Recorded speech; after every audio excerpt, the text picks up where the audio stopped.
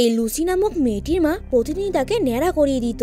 কারণ সে শারীরিক দিক থেকে অসুস্থ ছিল, যার ফলে শুধুমাত্র তার পাটাই অকেজ হয়ে যায়নি, বরং তাকে কোনো কিছু খেতে হলেও স্লাইনের মাধ্যমেই খেতে হতো, নাহলে সে নর্মাল ভাবে খাদ্য গ্রহণ করলে অ্যালার্জিতে মারা যাবে। একদিন একটি পার্টিতে তার মা তাকে সঙ্গে নিয়ে যায়, যেখানে সে একটা কাপ কেক দেখতে পেয়ে নিজেকে আর সামনে রাখতে পারে না, আর কেকের মধ্যে দিয়ে একটুখানি অংশ খেয়ে নেয়, যেটি দেখে তার মা তার উপরে জোরে চিৎকার করে উঠে তার দিকে ছুটে আসে